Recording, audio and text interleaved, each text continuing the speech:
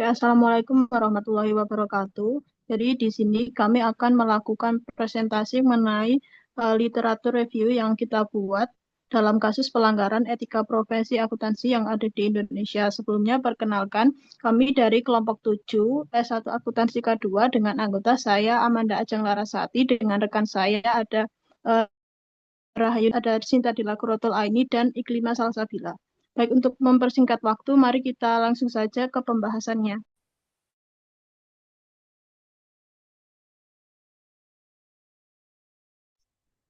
Baik, yang pertama itu ada bagian abstrak. Jadi penelitian ini tuh merupakan literatur review dengan pendekatan deskriptif yang mengkaji pelanggaran etika profesi akuntan publik melalui analisis jurnal studi kasus. Nah, fokus kajian ini meliputi bentuk pelanggaran, kode etik yang dilanggar, dan serta dampaknya terhadap kepercayaan publik. Hasil ini menunjukkan bahwa terhadap pelanggaran umumnya dipicu oleh tekanan klien, konflik kepentingan, dan lemahnya pengawasan kajian.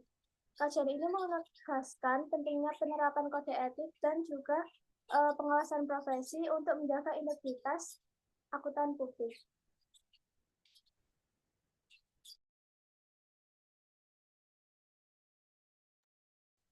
Selanjutnya ada pendahuluan. Etika profesi merupakan landasan penting bagi setiap profesional akuntan untuk menjalankan tugasnya. Nah, dalam praktiknya sendiri, kode etik yang dimiliki oleh profesi akuntan publik itu mengatur tentang integritas, objektivitas, kompetensi profesional, kerahasiaan, dan perilaku profesional. Kode etik profesi akuntan publik dirancang untuk melindungi kepentingan publik sekaligus mempertahankan reputasi profesi. Namun, pelanggaran etika profesi masih sering terjadi, baik karena tekanan eksternal, konflik kepentingan, maupun lemahnya pengawasan internal. Hal ini tuh terjadi seperti kasus-kasus pelanggaran etika profesi di Indonesia, yaitu pada PT Bank Lipo, PT Garuda Indonesia, Jiwasraya, PT Kereta Api Indonesia, dan PT Hansen Internasional.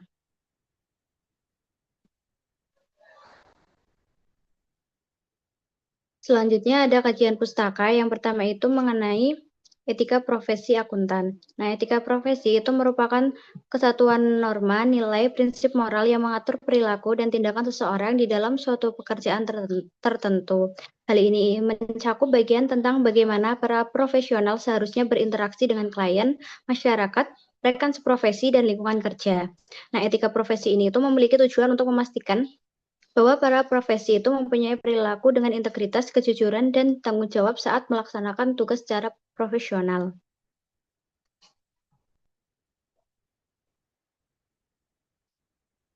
Kemudian yang kedua ada prinsip etika. Nah, prinsip etika ini sendiri adalah kerangka dasar yang mengatur bagaimana pelaksanaan pemberian jasa profesional oleh anggota akuntan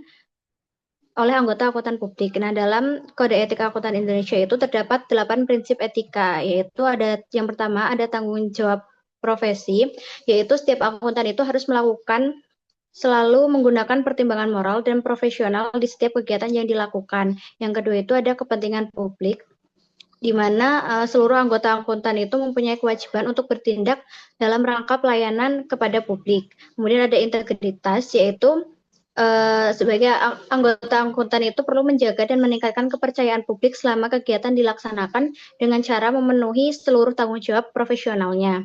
Kemudian ada objektivitas, yaitu seorang akuntan itu harus bebas dari benturan kepentingan, konflik kepentingan, atau pengaruh yang tidak semestinya. Jadi akuntan itu harus memberikan opini dan laporan sesuai dengan penilaiannya sendiri tanpa campur tangan dari pihak lain. Kemudian ada kompetensi dan kehati-hatian, di mana seorang akuntan itu harus mempunyai pengetahuan serta keterampilan profesional untuk memberikan pelayanan yang baik. Kemudian ada kerahasiaan, di mana setiap informasi yang diberikan oleh klien itu, akuntan harus menjaga kerahasiaan atas informasi tersebut selama melaksanakan jasa profesionalnya dan tidak boleh memakai informasi tersebut tanpa persetujuan klien.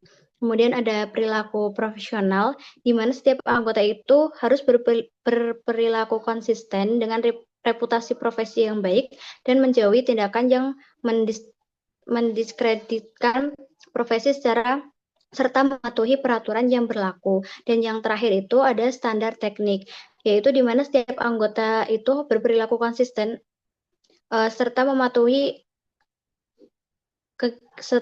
peraturan yang berlaku.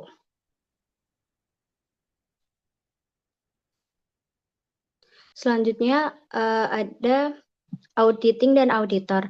Nah, berdasarkan kerangka konseptual pemeriksaan, auditing itu merupakan proses mengidentifikasi, menganalisis, dan mengevaluasi masalah yang dilakukan auditor secara independen, objektif, dan profesional berdasarkan standar pemeriksaan guna menilai kebenaran dan keandalan suatu informasi terkait pengelolaan dan tanggung jawab. Nah, sedangkan auditor itu merupakan seorang profesional yang bertugas untuk melakukan pemeriksaan terhadap laporan keuangan dan operasional suatu perusahaan untuk memastikan keakuratan, kepatuhan terhadap peraturan, dan efisiensi.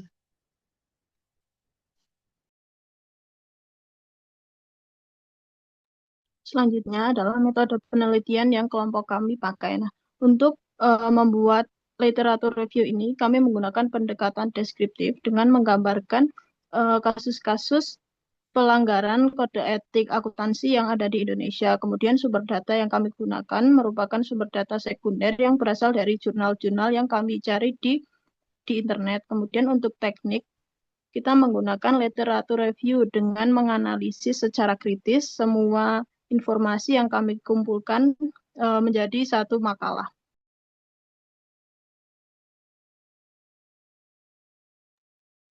Selanjutnya yaitu bagian pembahasan. Jadi kasus yang pertama adalah kasus dari PT Bank Lipo.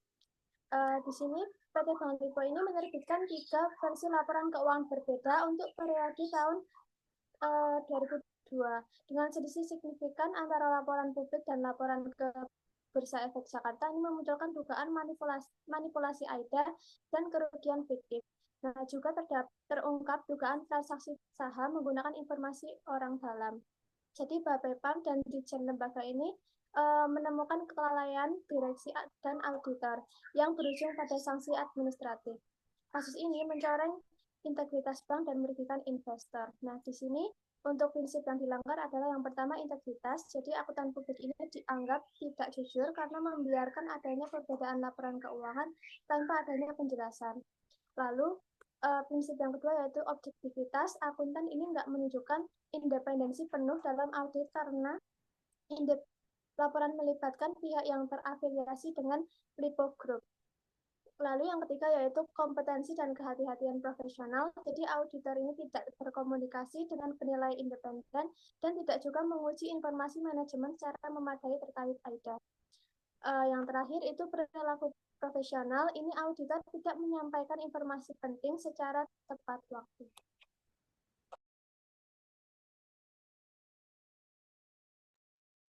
Baik, yang kedua merupakan kasus pelanggaran dari PT Garuda Indonesia yang melakukan manajemen laba dengan mengakui piutang yang dihasilkan dari perjanjian kinerja dengan PT Mahata sebagai pendapatan. Hal ini tuh bisa menyebabkan peningkatan laba sehingga laporan keuangan yang dibuat itu tidak mencerminkan keadaan yang sebenarnya.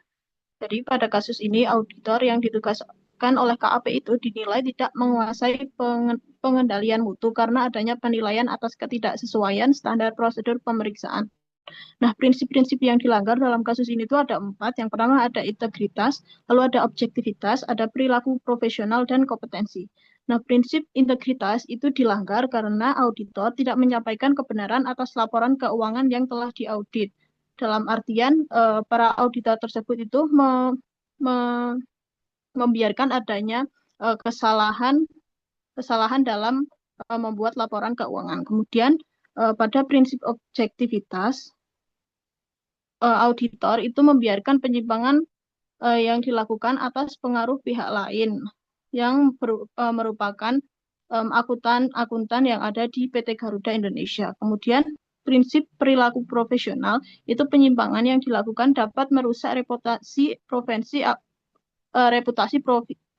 akuntan publik. Kemudian prinsip kompetensi itu dilanggar karena auditor tidak melakukan prosedur audit sesuai dengan standar yang telah ada.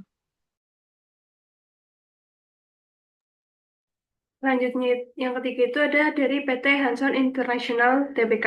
Nah, PT Hanson International Tbk ini tuh pada tahun 2019 hingga tahun 2020 tuh menjadi sorotan publik karena kasus gagal bayar atas sejumlah surat utang jangka menengah atau MTN, dan kasus korupsi yang melibatkan direktur utama sekaligus tersangka utama.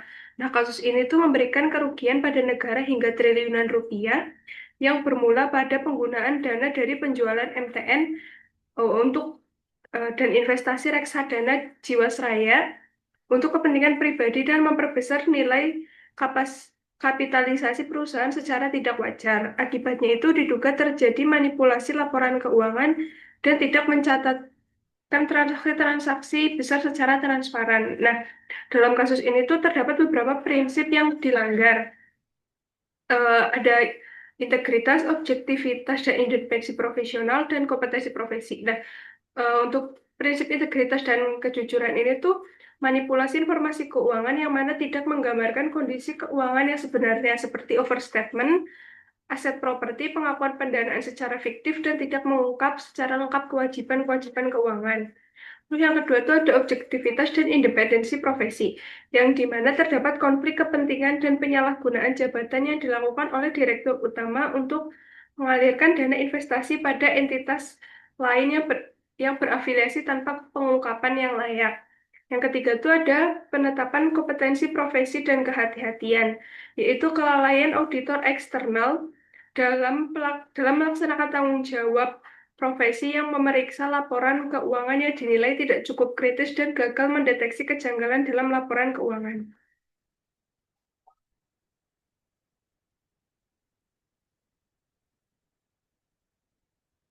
Yang keempat ada dari PT Kereta Api Indonesia.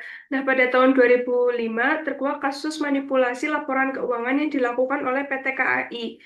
Ini tuh merupakan tindak pelanggaran prinsip-prinsip kode etik akuntan. Kasus ini tuh bermula ketika salah satu komisaris PT KAI menandatangani laporan keuangan yang telah diaudit karena terdapat kejanggalan, seperti pendapatan dari beban pajak tidak tertagih. Selain itu, terdapat modal yang disajikan sebagai hutang, penurunan nilai persediaan yang seharusnya dibebankan seluruhnya pada tahun 2025. Hal ini membuktikan bahwa PT KAI tidak memiliki tata kelola perusahaan yang baik. Terbukti bahwa komisaris tidak dapat mengakses laporan keuangan sebelum diaudit oleh akuntan pabrik. Nah, beberapa prinsip yang dilanggar yaitu yang pertama ada integritas. Ini tuh karena penyajian laporan keuangan yang tidak akurat, pencatatan keuntungan palsu, dan penyembunyian laporan keuangan yang dilakukan oleh manajemen PT KAI. Yang kedua ada objektivitas. Karena pewajaran yang dilakukan oleh akuntan publik dan membiarkan semua kejanggalan yang ada di laporan keuangan tanpa menindaklanjuti kejanggalan yang ada. Yang ketiga ada kompetensi dan kehati-hatian profesi yang gagal dalam melakukan tugasnya sebagai akuntan publik dalam meneliti dan mengidentifikasi kesalahan yang ada dalam laporan keuangan. Yang keempat ada perilaku profesional yang sengaja melakukan manipulasi laporan keuangan demi kepentingan pihak oleh akuntan publik dan manajemen PT KAI.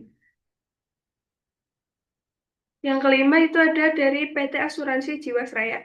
Nah, PT Asuransi Jiwasraya ini tuh mengungkap adanya praktik kecurangan yang dilakukan yang berdampak pada penyajian laporan keuangan yang tidak sesuai dengan kondisi sebenarnya. Hal ini tuh menyebabkan nilai laba perusahaan tercatat jauh lebih rendah dari kenyataannya dan mengakibatkan kerugian hingga 7,7 triliun.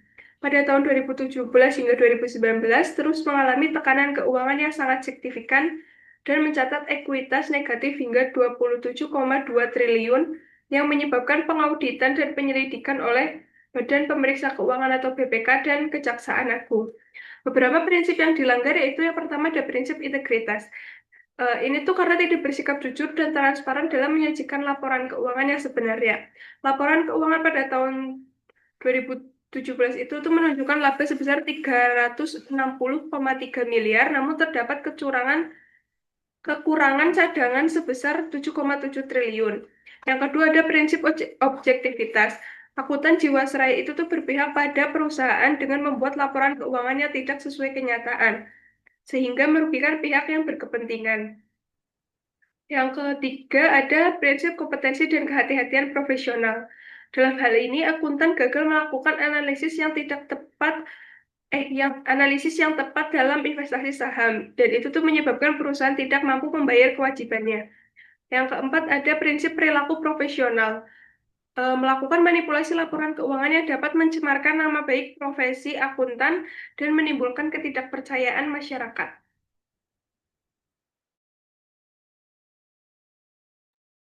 Selanjutnya itu adalah kesimpulan. Nah, pelanggaran terhadap prinsip-prinsip kode etik yang terjadi pada kelima kasus tersebut itu hampir sama semuanya, yaitu pelanggaran terhadap prinsip integritas, objektivitas, perilaku profesional, dan kompetensi. Hal ini itu dikarenakan audit tidak menyampaikan kebenaran atas laporan keuangan dan adanya pengaruh dari pihak-pihak eksternal sehingga mengakibatkan terjadinya manipulasi terhadap laporan keuangan perusahaan. Selain itu, audit juga merusak nama baik dan reputasi profesi akuntan akibat terlibat dengan kasus manipulasi laporan keuangan.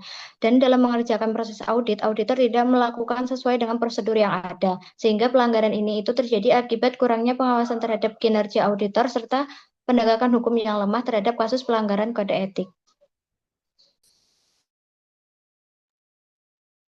Baik, sekian presentasi dari kelompok kami. Apabila ada kurang lebihnya, kami mohon maaf. Wassalamualaikum warahmatullahi wabarakatuh.